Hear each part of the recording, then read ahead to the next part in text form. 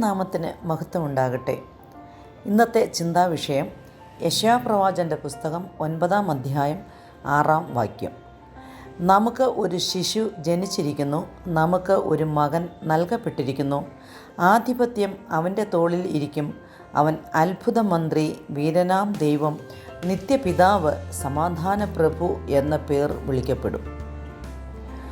ആമോസിൻ്റെ മകനായ യെശയ്യാപ്രവാചകൻ യഹൂദയെയും യെരുശലേമിനെ പറ്റിയും ദർശിച്ച ദർശനത്തെയാണ് തൻ്റെ പുസ്തകത്തിൽ വെളിപ്പെടുത്തിയിരിക്കുന്നത്.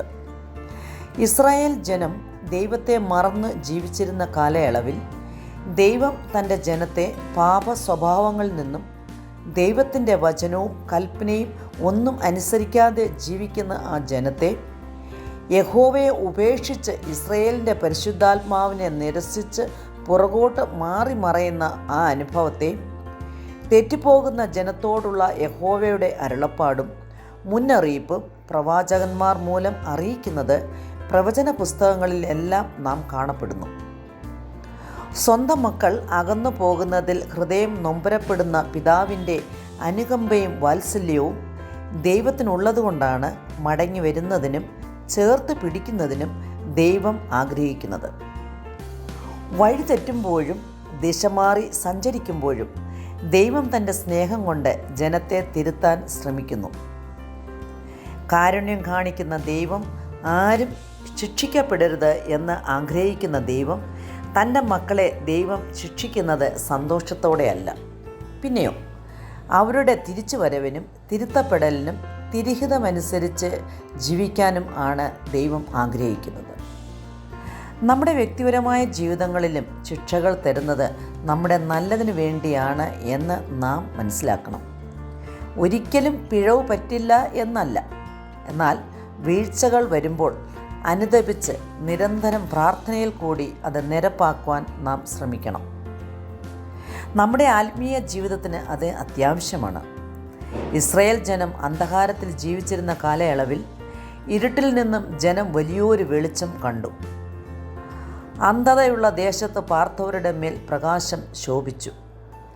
ദൈവം തൻ്റെ ജനത്തെ വീണ്ടെടുക്കുന്നതിനായി സ്വന്തം പുത്രനെ ഭൂമിയിലേക്ക് അയച്ചു.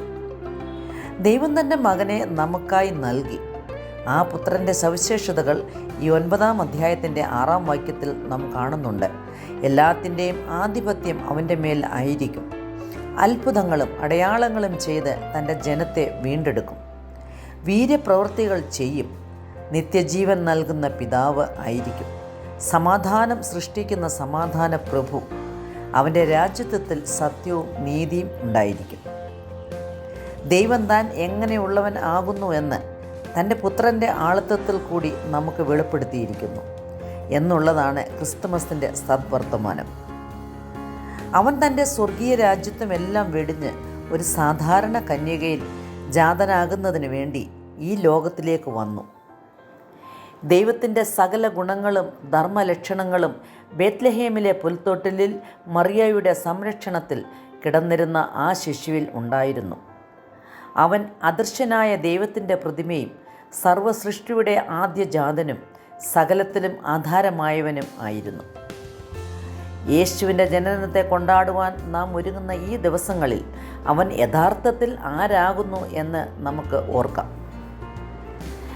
ദൈവം തൻ്റെ നന്മ പ്രകടമാക്കുമ്പോൾ നാം അതിന് അനുയോജ്യമാവണ്ണം പ്രതികരിക്കുകയും സന്തോഷത്തോടെ അതിനെ കീർത്തിക്കുകയും ചെയ്യണമെന്ന് താൻ ആഗ്രഹിക്കുന്നു. ഉദാഹരണമായി, ദൈവം ഇസ്രായേൽ മക്കളെ അവരുടെ പ്രവാസത്തിൽ നിന്നും മടക്കി വരുത്തിയ ശേഷം യെരുശലേമിൻ്റെ മതിലുകളും വാതിലുകളും പുതുക്കി പണിതതിൻ്റെ ഓർമ്മയെ കൊണ്ടാടുന്നതിനായി ഉത്സവം ആചരിക്കണമെന്ന് അവരോട് ആവശ്യപ്പെട്ടതായി നാം ബൈബിളിൽ കാണുന്നുണ്ട്. അങ്ങനെയെങ്കിൽ ക്രിസ്മസ് കാലം ഒരു ഉത്സവം പോലെ ആചരിക്കണം. ക്രിസ്തുവിനെ നമ്മുടെ ഹൃദയത്തിലേക്ക് പ്രതിഷ്ഠിക്കുവാൻ നമുക്ക് സാധിക്കണം. കുടുംബാംഗങ്ങൾ ഒരുമിച്ച് നല്ല കൂട്ടായ്മയിൽ ആയിരിക്കണം. സ്നേഹസമ്മാനങ്ങൾ പരസ്പരം കൈമാറുവാൻ നാം ശ്രമിക്കണം. ആവശ്യങ്ങളിൽ ഇരിക്കുന്നവരെയും അനാഥരെയും സഹായിക്കുവാൻ വേണ്ടി ഈ ദിവസങ്ങളിൽ നാം ഒരുങ്ങണം.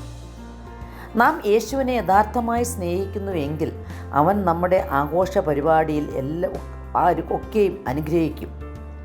ക്രിസ്തുവിൻ്റെ യഥാർത്ഥ സന്തോഷം നമ്മുടെ ഹൃദയത്തിൽ ഉണ്ടെങ്കിൽ അത് നമ്മുടെ മുഖത്തും വെളിപ്പെടും. അങ്ങനെ ഒരു പുതിയ സൃഷ്ടിയായി ജീവിക്കുവാൻ ഈ ദിവസങ്ങളിൽ നമ്മെയും ഒരുക്കണമേ എന്ന് നമുക്ക് പ്രാർത്ഥിക്കാം.